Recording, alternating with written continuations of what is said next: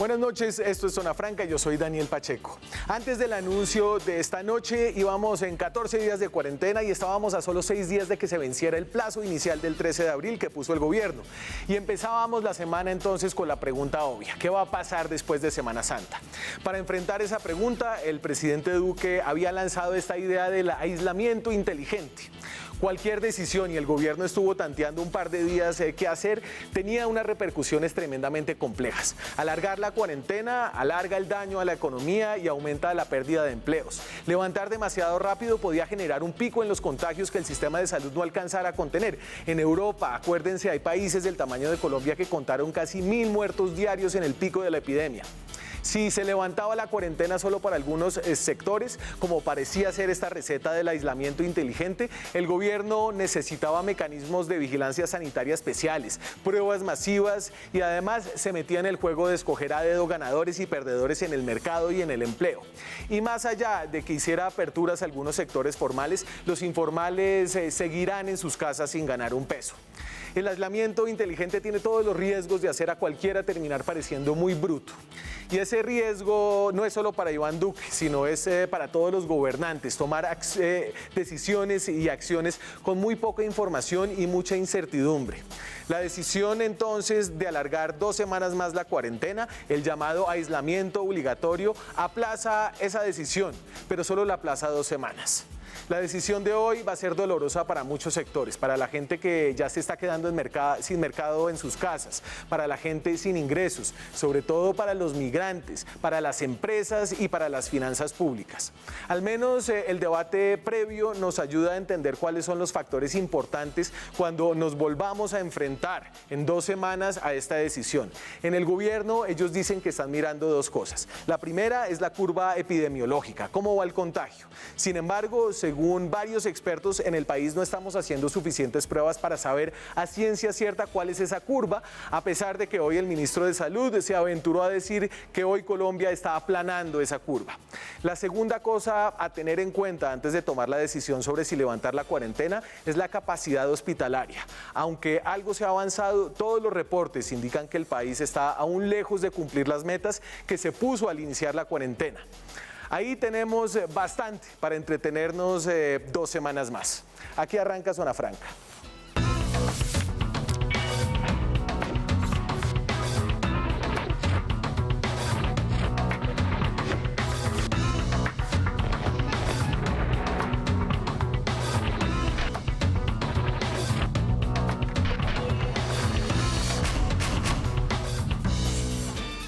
Estamos en directo desde Bogotá, son las 9:02 de la noche. Tengo 2 invitados que han estado detrás de la historia y de los datos de este coronavirus aquí en Colombia. Me acompaña vía Skype desde Medellín Pascual Gaviria, es periodista de La Luciérnaga, en Caracol Radio, columnista del Espectador y aritmético de celular. Pero bueno, eso es lo que... ¿Qué Pascual? Daniel, ¿qué más? Buenas noches, ¿cómo van las cosas? ¿Todo bien? ¿Cómo la vio? Pues veo que por lo menos crecimos un poco en las pruebas. Esa ha sido nuestra gran pregunta, nuestra gran preocupación. Habíamos tenido unos bandazos que unos días subimos incluso hasta 4000 pruebas, otros días bajábamos a 1100. Nos han dicho que hay 8 laboratorios ya leyendo pruebas, que esta semana empezaban, o no sé si ya empezaron, otros 6, y hoy ya tuvimos 2421 pruebas. Ya tuvimos un escalón, digamos, arriba de las 1500, 1400 de los últimos días. Lo que esperamos es que este escalón se mantenga y que mañana tengamos 3400 o 3000 y que vamos subiendo hasta el techo que quiere el Instituto Nacional de Salud, que son 10.000, o hasta el techo un poco más ambicioso del ministerio, que habla de la posibilidad de 16.000 diarias. Esa fue la cifra que le dio a usted en la entrevista la directora del Instituto Nacional de Salud. Voy a conectar a esta conversación también a Jorge Galindo. Jorge es columnista en el diario El País de España, vive aquí en Colombia hace varios años, está en Bogotá. Y tengo 2 periodistas que evidentemente han hablado con otros expertos, pero, y aquí voy a reivindicar mi propia profesión, creo que ayudan a desmenuzar todo lo que está pasando detrás de los datos, de las gráficas, de las curvas, etcétera. Jorge, buenas noches. Hola, buenas noches. ¿Cómo estás, Daniel? Bien, hermano, ¿cómo vas? Pues aquí, aislados bajo la protegidos de la lluvia, básicamente. La decisión del presidente, es decir, cuando los invité a hablar de este programa íbamos a hablar del aislamiento inteligente y de si se podía o no se podía abrir. Creo que la decisión se tomó con más celeridad de lo que anticipábamos. ¿Cómo la viste? Bueno, yo la verdad es lo que anticipaba, sinceramente. Yo creo que hubo un enfoque, como que nos enfocamos todos en el concepto de aislamiento inteligente solo porque el presidente puso el concepto sobre la mesa, pero en realidad si uno miraba no tanto los datos como el grado de desconocimiento que todavía tenemos, no había otra solución, otra elección posible, me parece a mí. Excelente, entonces vamos a hablar de datos y de sobre cómo desconocemos mucho de los datos y básicamente yo creo que esa es parte de la decisión de esta noche. Yo había leído al ministro de Salud, Pascual, y él había hablado de las pruebas, lo que reivindicaba como su obsesión con el seguimiento de las pruebas en el informe y de la capacidad hospitalaria. Hablemos de las pruebas, porque aquí además voy a poner una gráfica en la que lo sitúa usted. El de pruebas al día, la tenemos por ahí. Creo que usted ha hecho un seguimiento día a día de cuántas pruebas van saliendo, que es útil. Y hay varias cosas que creo que todavía no entendemos todavía de este reporte diario. Y es, por ejemplo, unos picos enormes. Un día, el 31 de marzo, que se hicieron 4.000 pruebas o se entregaron los resultados de 4.000 pruebas. No entendemos muy bien qué estaba pasando, pero en general sí vemos una tendencia en la que había, digamos que unos días de 1.000 y pico pruebas, y lo que está pasando hoy, que se entregaron resultados de 2.400 pruebas. Yo no sé si eso es suficiente para decir que se ha avanzado y que realmente estamos incrementando nuestra capacidad o no. No, yo creo que no es suficiente. Sin duda no es suficiente porque queremos hacer muchas más, necesitamos hacer muchas más. Incluso si el Instituto Nacional de Salud habla de necesitar más o menos 10.000 diarias, pues por supuesto que eso nos da un poco más de información para tomar las decisiones. Pero el lío que hay aquí es que hay una rapiña mundial por los reactivos que se necesitan para hacer las pruebas PCR, que son, digamos, las más confiables. Esa rapiña mundial involucra a presidentes, incluso llamando a presidentes de otros países intentando lograrla. Nosotros somos un poco, me dijo alguien, Corea dependientes.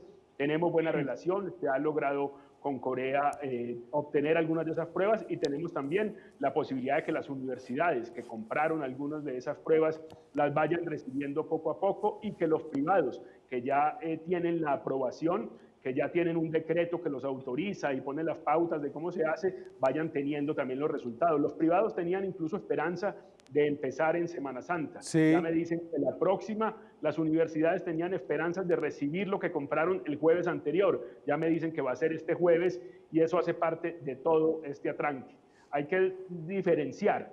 Una cosa son los kits para hacer el diagnóstico, para hacer, digamos, el testeo definitivo si es positivo o no, y otra cosa son los reactivos que sirven para extraer el RNA. Esos reactivos son los que están escasos, y esos reactivos son los que permiten que una máquina como la del Instituto Nacional de Salud haga 96 pruebas en 2 horas. Si no se puede usar esa máquina, toca hacerlos a mano, casi que con el mortero, y un microbiólogo se puede demorar 2, 3, 4 horas haciendo una prueba. Ahí está parte de la tranca. Nosotros habíamos hablado de las pruebas, yo creo que hace como una semana más o menos, Galindo, y en ese momento con Pascual estábamos en el punto en que ya iban a entrar los privados, ya iban a entrar las universidades. De pronto esta semana, eso era la semana pasada, definitivamente el gobierno no avanzó lo que debió haber avanzado con el tema del testeo. Bueno, pero yo creo que Pascual ha explicado muy bien dónde está el cuello de botella. ¿Sí? O sea, el cuello de botella está en una demanda que supera con mucho la oferta disponible en el mundo. Entonces hay que ponerse a la fila y hay que conseguir un lugar en la fila. Para las pruebas PCR, concreto, que son de las que estamos hablando, sí, porque no son el único tipo de pruebas que existe. Hay unas pruebas rápidas que son nuevas y que, bueno, te puede salir más la compra, como de hecho le pasó al gobierno de mi país de origen, a España, que compró un poco de pruebas que en realidad no servían de mucho, no servían de nada. Y también están las pruebas serológicas, que son las que se realizan sobre gotitas de sangre, que te pueden no solo dar información sobre si te has infectado, sino también sobre si lo has estado en el pasado. ¿Qué pasa? Que estamos con un virus nuevo, ¿sí? Entonces, todas las pruebas, todo este tipo de pruebas son en cierta medida experimentales. O sea, este virus tiene 4 meses de vida, hasta donde sabemos, desde la primera infección a principios de diciembre en China. Entonces, pues claro, al final hay que ajustar las pruebas, hay que ajustar la capacidad de fabricarlas y demás. No es que partiésemos de cero, porque al fin y al cabo los coronavirus ya los conocíamos y son estos virus los que estamos utilizando como base para diseñar las pruebas actuales, pero pues sí que estamos un poco experimentando todos juntos. Claro. Entonces, al cuello de botella al que se refería Pascual muy acertadamente, hay que añadir esta otra dificultad. Pero entonces ahora tenemos 3 semanas más para empezar y para seguir mascando un poco la estrategia de salida de la cuarentena. Y en medio, y aquí para seguir con las pruebas un poquito más, Pascual, ¿usted cree que las pruebas nos van a dar, digamos, el número de pruebas diarias, nos van a dar un partidor después del cual ya podemos decir, podemos intentar algunas estrategias de abrir la cuarentena para algunos sectores? ¿Y cuál cree que es ese partidor? ¿Es el de las 10.000 pruebas que son las que se pueden hacer o tiene que ser incluso más alto? Pues Daniel, yo creo que aquí el tema de hasta dónde vamos a ir, de si vamos a flexibilizar, de si va a ser aislamiento inteligente, lo van a dar las pruebas, dan más posibilidades, dan no certeza, dan mejores elementos, mejores herramientas, porque aquí nadie tiene certeza. Pero además eso lo va a dar la necesidad social y la necesidad económica. Es que aquí no solamente se puede mirar a los epidemiólogos, necesariamente hay que mirar a los economistas y necesariamente hay que mirar a la calle, porque cuando esto estalle, cuando la gente que tiene trabajos informales no aguante más y salga, y esto se convierta en un asunto ya de choque de sociedad, de choque de ciudadanos con la policía, pues esto se desmadra y se pone peor. Así yo creo que hay que mirar a muchos lados. Argentina en este momento va a cumplir su cuarentena, tiene unos números similares a los de Colombia, va a cumplir creo que en 4 o 5 días su cuarentena y está hablando de flexibilizar por una necesidad económica y por una necesidad social. Sí. O sea que yo creo que va a dictar un poco más ahí va a estar el foco y por supuesto vamos a tener mejores herramientas en pruebas porque en 3 semanas vamos a tener muchas más y esperamos tener muchas más diarias. Y entonces déjenme, les voy a poner un pedazo de lo que dijo Fernando Ruiz, el ministro de Salud hoy, que creo que fue el pedazo más noticioso, además de obviamente el anuncio de que se iba a extender. Fernando Ruiz, y para dar un poquito de contexto, es un señor que es un médico, hizo una maestría en Harvard, hizo un doctorado en México, sabe de salud pública y dice él, con la información que tenemos hasta ahora, que la curva se ha aplanado en Colombia. Con la base en la estimación de la curva teníamos una estimación de que íbamos a tener en este momento para el 4 de abril 5.783 casos, lo reportado hasta esa fecha teníamos 1.406.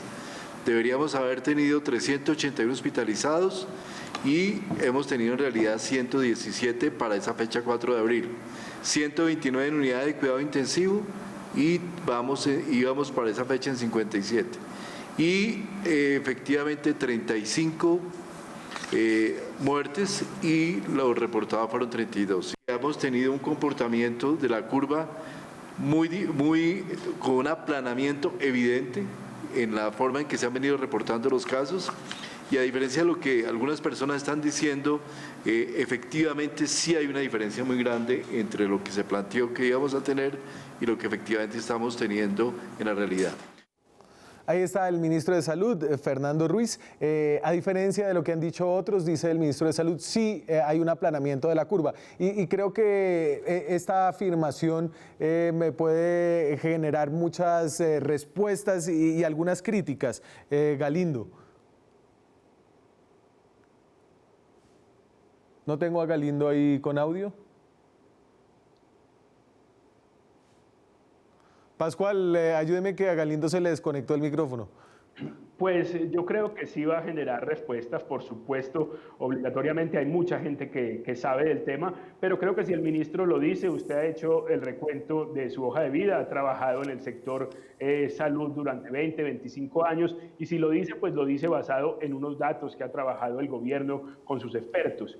Sin duda Colombia tiene una particularidad, que yo no me explico muy bien, y es que tiene un porcentaje de positivos muy pequeño respecto a sus pruebas. En los últimos 15 días, nuestro porcentaje de positivos respecto a las pruebas totales se ha mantenido entre el 6 y el 5,5%. Ha sido constante, se ha mantenido ahí, y piense que en Ecuador casi la mitad de los casos salen positivos, porque los hacen en el hospital y porque se ha desbordado el asunto y lo hacen a gente que ya tiene unos síntomas muy claros. Pero en Argentina, por ejemplo, casi el 20% de los casos son positivos. O sea que aquí sí hay algo particular. No sabemos si la manera de tomar las muestras es lo que marca eso particular, pero Colombia tiene un escenario que sin duda marca pocos positivos respecto a sus pruebas. Unos números parecidos a los del Perú. Que es más o menos 5%. Ahí está, Jorge, ya te puedes meter acá.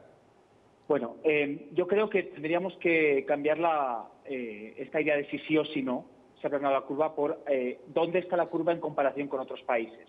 Y lo que sí que vemos en los datos de casos detectados es que, sumando un poco a lo que decía Pascual ahora, hay otra manera de ver lo mismo, que es cada cuánto se duplican los casos detectados, ¿sí? Uh-huh. Y lo que estamos observando es que en Colombia el número de casos detectados se duplica más lentamente que en España, o que en Italia, o que en Alemania. Entonces, eso quiere decir que efectivamente la curva es menos empinada de lo que lo es en estos lugares. Habrá quien diga, con toda la razón, que no estamos detectando todos los casos de infección que hay. Es cierto, pero ni lo está haciendo Colombia, ni lo hizo Italia ni España, ni siquiera lo está haciendo Alemania.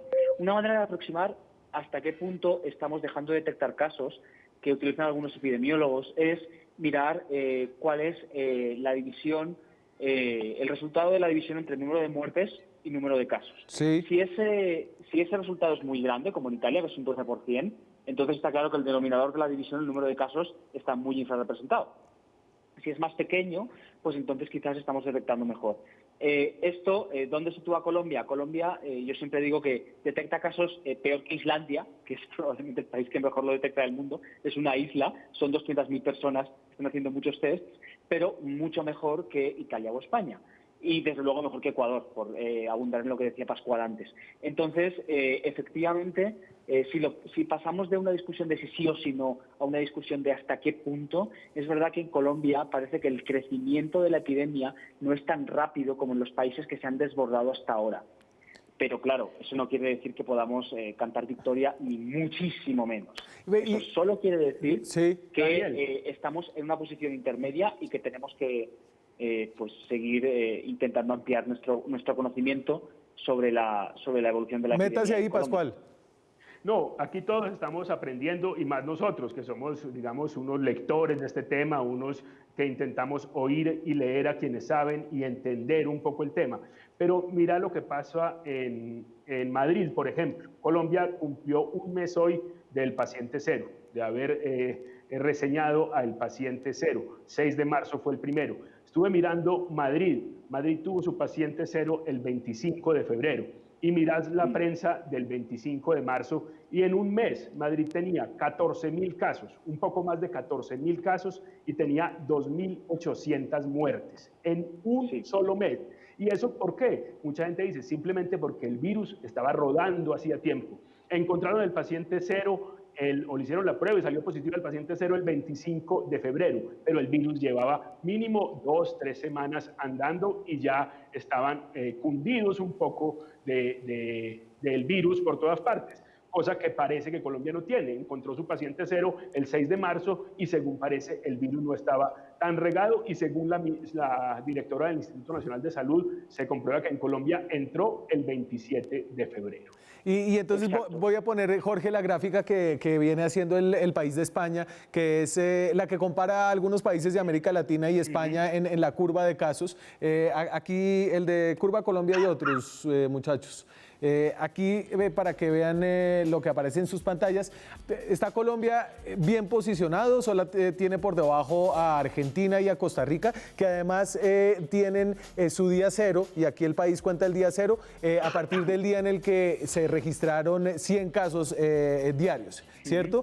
A partir de ese momento empieza el día cero y ahí Colombia está bastante bien con relación a sus vecinos. Lo que pasa es que, y yo estoy seguro que ustedes se enfrentan enfrentan a esto, hay que vencer primero una conspiranoia general acerca de que todos los datos que trae el gobierno son falsos y una gran desconfianza en las capacidades de nuestras instituciones y de nuestras instituciones de salud.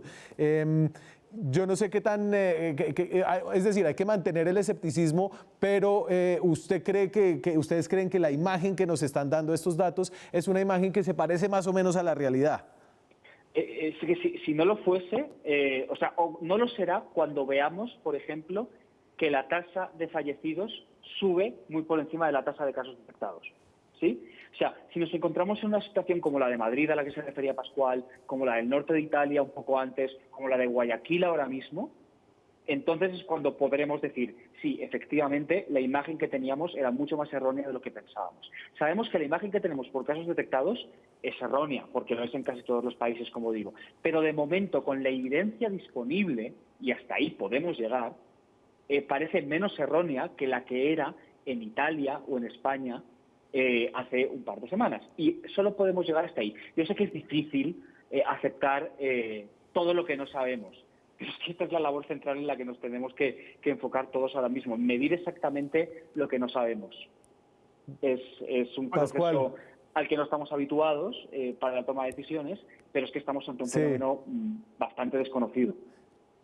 Pues, Daniel, no es sino preguntarle a los intensivistas. Yo no todo lo que nos dicen es suficiente, ni los datos nos dan una idea clara de lo que está pasando, porque es muy complejo lograrla tan pronto, pero pregúntele a los intensivistas, y pregunte cómo están ocupadas las unidades de cuidados intensivos. Y ellos están a la expectativa, ellos están en el camerino, van a ser los jugadores más importantes, pero no han salido a la cancha todavía.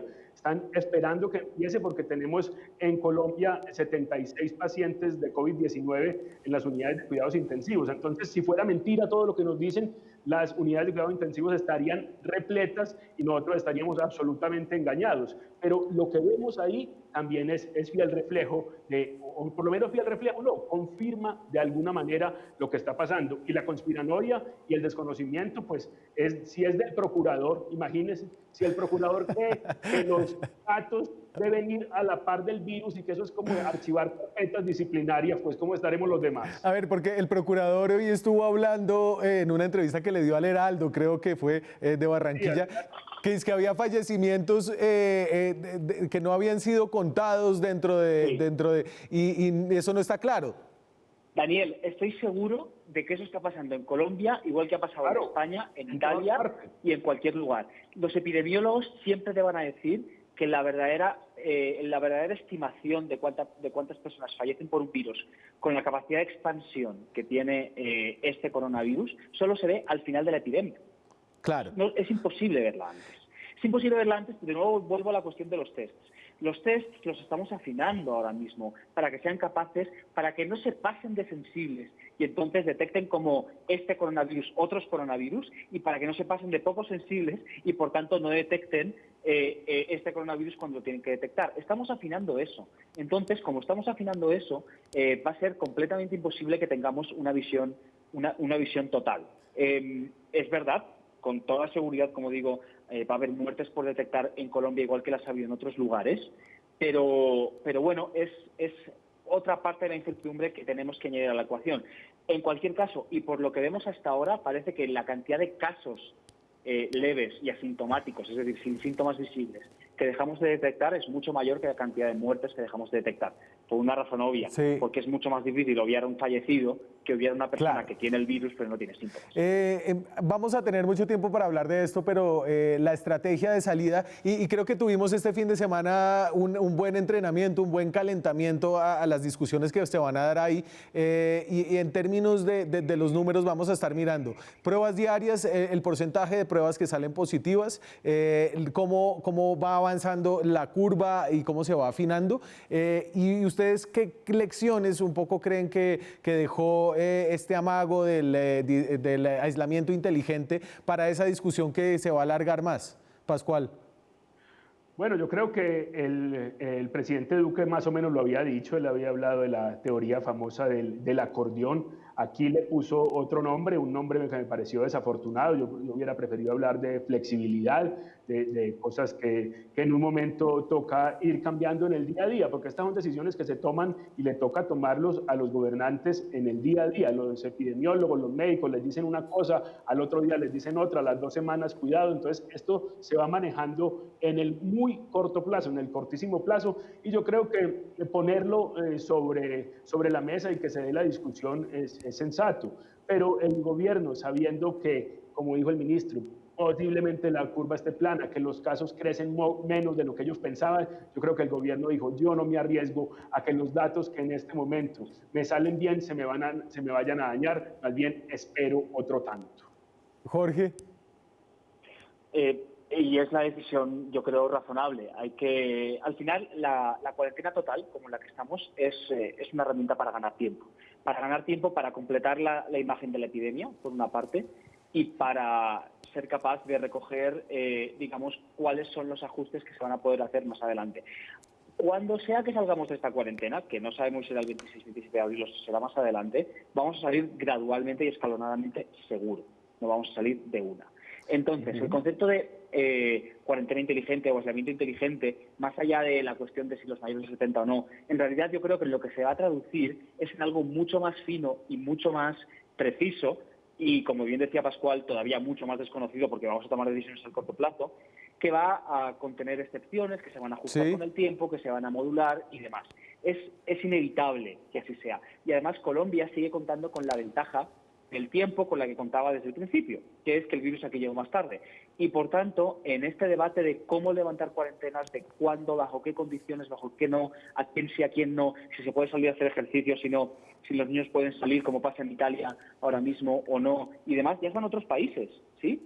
Entonces, como están otros países, eso también sirve para recoger información, para recoger datos y para tomar decisiones moduladas y con cuidado en el futuro, y cuando sea siempre, por supuesto, mirando la curva como referencia principal y siempre asumiendo que hay una parte de esa curva que no estamos viendo.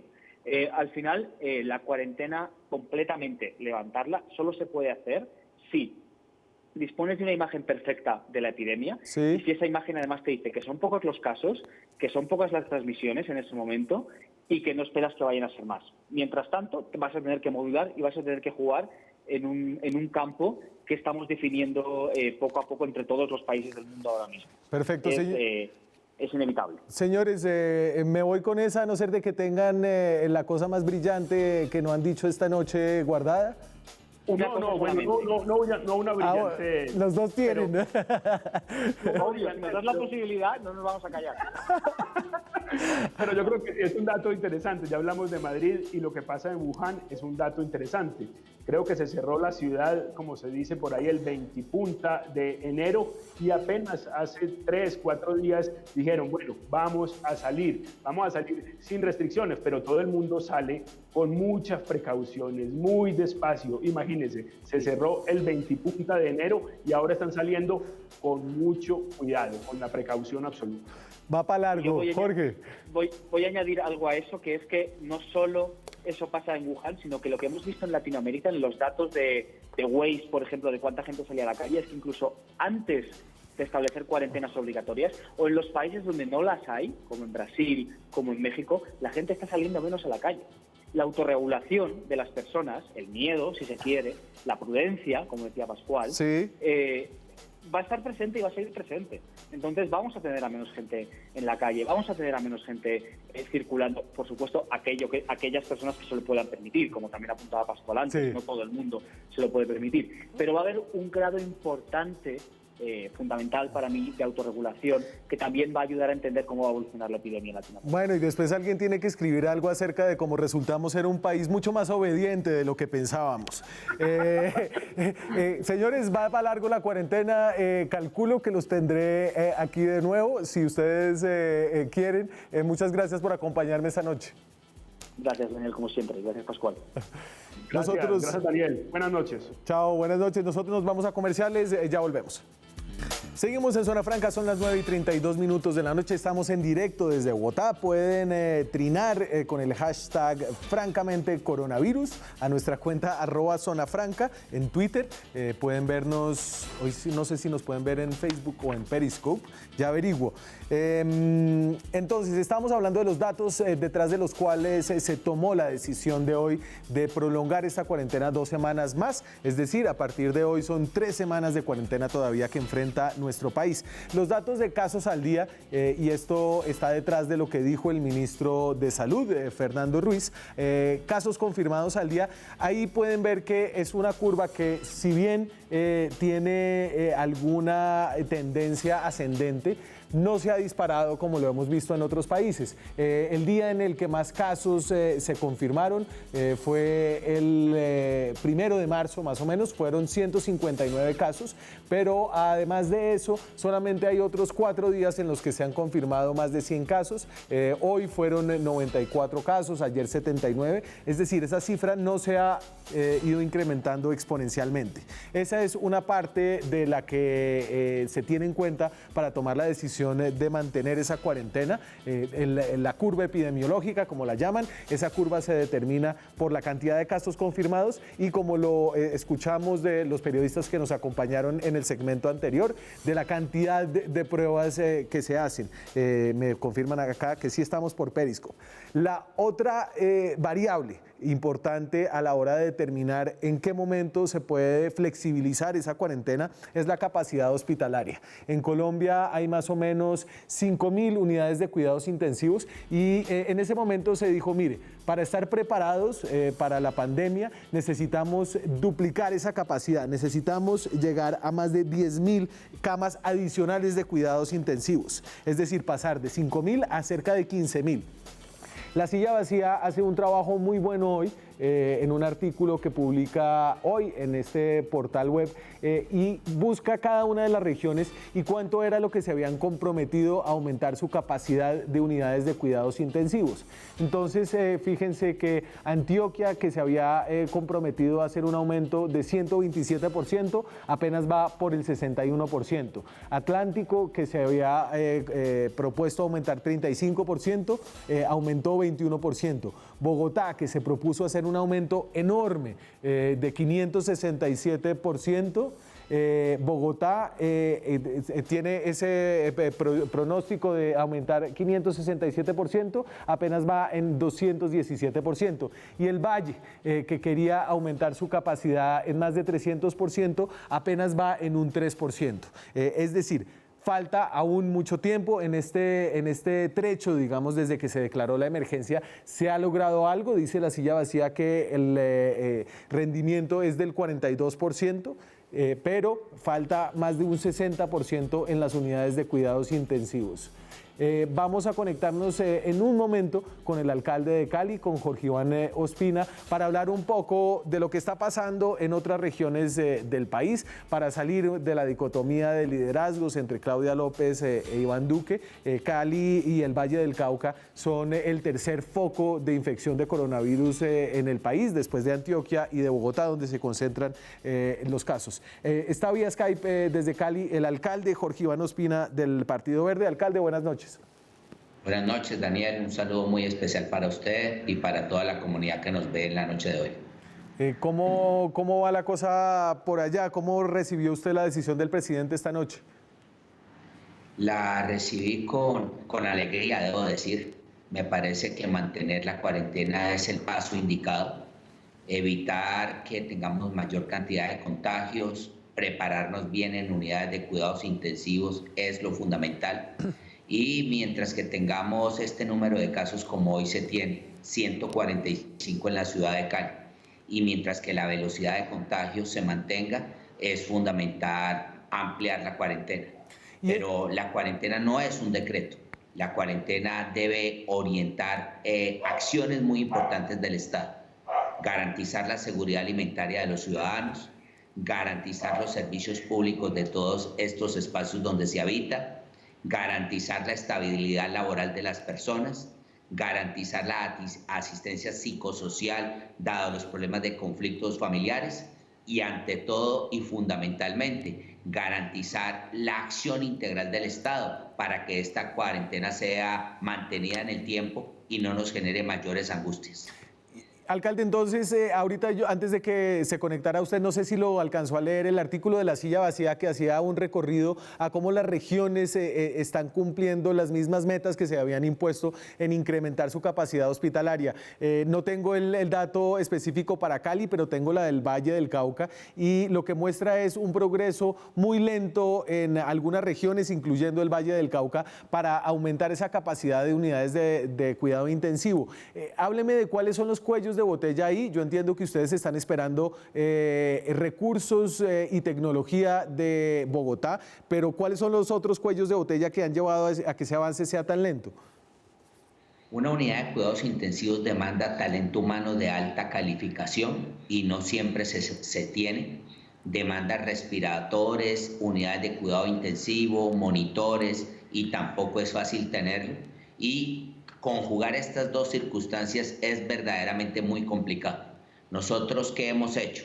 Hemos orientado un plan de ampliación por cada una de las instituciones prestadoras de servicio pública o privada. Cada una de ellas ha presentado su plan y ha adelantado lo respectivo en relación a crecimiento de cuidados intensivos. Hemos tomado las clínicas de salud COP que se encontraban cerradas por la gobernación y la alcaldía para colocar en las mismas unidades de cuidados intensivos.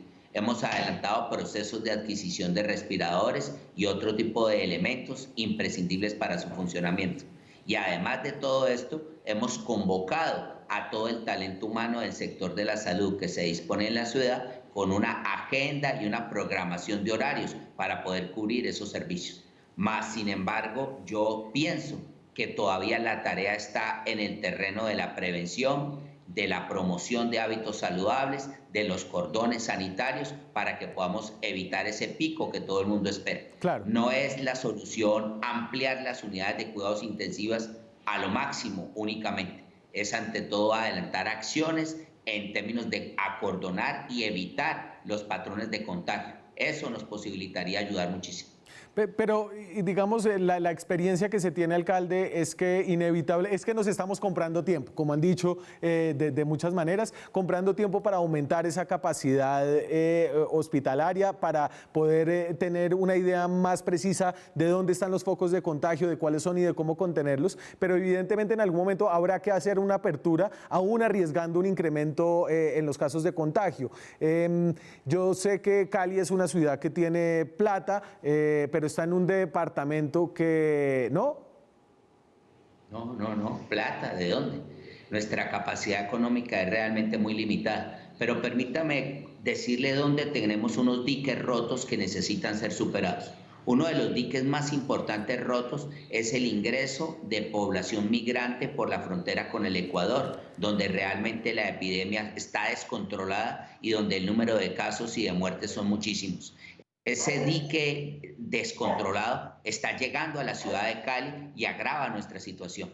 Por eso es fundamental que ya el gobierno nacional instale unos campamentos humanitarios en el departamento de Nariño, oriente la cuarentena para estos migrantes y no posibilite la movilización de los mismos si son poseedores del virus. Para eso, adelantar las pruebas o identificar si alguno de ellos se encuentran febriles.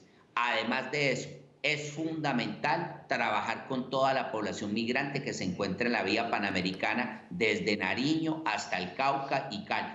Si no se adelanta esta tarea, se estará irrigando el virus por todos estos sectores de la zona andina con altísimo peligro para la sociedad.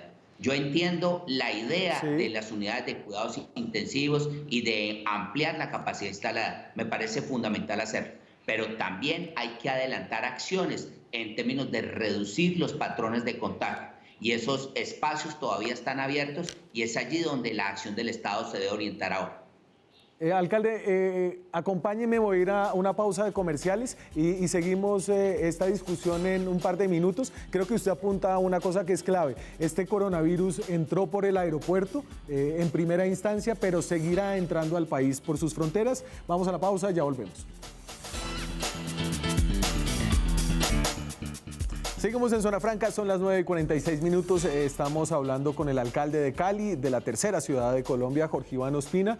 Alcalde, hablábamos de la preocupación que usted tiene por la frontera sur, que es la frontera con Ecuador. Ya habíamos aquí ventilado algunas denuncias de que había una población migrante, muchos venezolanos que estaban subiendo por esa frontera que tiene muchas trochas, y usted propone algo que podría ser interesante. Mire, yo creo que realmente en condiciones donde la vida está en peligro es imprescindible tratar de construir canales mediados por la Organización Mundial de la Salud, por la Cruz Roja, por la Iglesia, pero canales que nos posibiliten trabajar juntos. Yo creo que es el momento de construir un puente aéreo entre Cali y Caracas para que podamos trasladar a la población migrante desde nuestro territorio a Venezuela y no exista más este sufrimiento. Estoy hablando de muchos hombres, mujeres y niños que salen huyendo de la circunstancia del Ecuador, donde la situación no es nada fácil. Estamos hablando de muertes en las calles, estamos hablando de un brote epidémico de graves consecuencias. Y antes de tener hiperdiseminadores por todo el corredor de sur a norte hasta Bucaramanga y Cúcuta, lo que se tiene que tratar es construir acuerdos para poder salir y trasladar a esta comunidad. Eso es una tarea a desarrollar. La otra tarea también podría ser un gran campamento humanitario donde haya una cuarentena obligatoria y no se pueda salir sino cuando no se tengan síntomas o cuando se conozca que no se porta el virus. Eso es para que lo adelanten los presidentes. Y tal vez por estar aquí tanto en Bogotá y un poco en el debate político que se da aquí en la capital, no nos hemos dado cuenta que en efecto el virus entró por los aeropuertos internacionales, pero la próxima etapa, digamos, una vez en las grandes ciudades se pueda relativamente contener esto, va a estar en esos pasos fronterizos. La situación de Tumaco puede ser muy difícil, la situación que surja en Ipiales, en Pasto, en Popayán, puede ser algo que no hemos estado previendo hasta ahora. Y cuando usted habla de unidades de cuidados intensivos, Buenaventura no tiene, tampoco lo tiene Guapi, Tumaco, Timbiquí, ninguna de las ciudades del litoral. Y allí hay un riesgo que es un riesgo efectivo y cierto, en la medida en que es muy porosa la relación entre el Ecuador y la zona sur de Nariño, donde se encuentra Tumaco. Por eso es esencial el trabajo. Creo que el país tiene que pensarse más en términos de lo regional. Este país que solamente gravita en la discusión de Claudia y Duque en relación a lo que hay que hacer es una situación imposible de permitirla, es aberrante. Es imprescindible aquí tener vocerías únicas de nación, concentrar nuestros esfuerzos en salvar vidas y si hay contradicciones como son apenas lógicas, las mantengan en privado en momentos donde la trinchera son las localidades, los barrios y las veredas. Y que sea también esta una oportunidad para señalarle al gobierno central la importancia de centralizar recursos.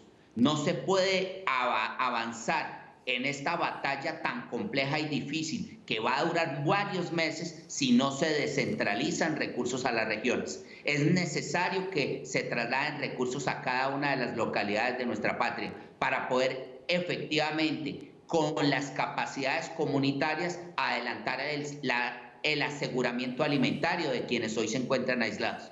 El aislamiento no es un decreto, el aislamiento es un estado integral de acciones del Estado. Garantizar la seguridad alimentaria, garantizar los servicios públicos, garantizar contenidos para esa familia que se encuentra enclaustrada es esencial, si no fracasará este proceso de cuarentena que se ha decretado. Pero entonces, y déjeme ahí, le jalo la pita un poquito, ¿no le ha gustado el liderazgo que ha tenido la alcaldesa de Bogotá, que es de su partido incluso? No, me parece que lo que hace en relación a Bogotá es fenomenal. Bogotá es un capítulo aparte de nuestro país. Bogotá tiene el músculo financiero, dispone de las capacidades intelectuales, científicas, para poder trazar sus propias curvas. Tiene epidemiólogos de primer orden y de gran perfil que le posibilita hacer investigación en profundidad. Pero ¿y el resto del país? ¿Dónde están los epidemiólogos de Buenaventura? ¿Dónde están los epidemiólogos de las zonas alejadas que pueden cruzar y adelantar la identificación de la curva para cada uno de sus pueblos? No existe. Y al tener contradicciones con el presidente, se llegan a la región mensajes cruzados. y los mensajes cruzados no son buenos en momentos de este orden. En este orden, cuando la vida está en peligro, es fundamental tener vocerías únicas, vocerías sólidas que puedan orientar mensajes muy apropiados para que la comunidad sepa qué hacer. ¿En qué mundo estaríamos si hoy el presidente hubiese decidido no ampliar la cuarentena? Hubiese sido muy complicado. Por eso es tan importante conciliar los datos, conciliar las estrategias y las herramientas para que lo mismo pueda ser trazado a un país que solamente ve medios bogotanos, porque los medios bogotanos poco recogen las dificultades de la región. Y aquí tomamos esa crítica como una crítica constructiva, por eso estamos hablando hoy con el alcalde de Cali. Una para irnos, Jorge Iván, ¿va a recibir las máquinas de Nicolás Maduro? ¿Será que eso no es como recibirle plata a alguien que está endeudado y que tiene muchas carencias en su propio hogar? Tal vez. Pero yo verdaderamente tengo un problema muy grave con la información del muestreo a nuestra población. Nos está llegando 15, 20 días tarde. ¿Cómo vamos a poder identificar muy bien cómo se mueve el brote si no nos están llegando los resultados oportunamente? ¿Cómo vamos a conocer dónde están los positivos de nuestra ciudad y adelantar los cordones sanitarios por comuna o por grupos poblacionales específicos si no nos llega la información oportuna?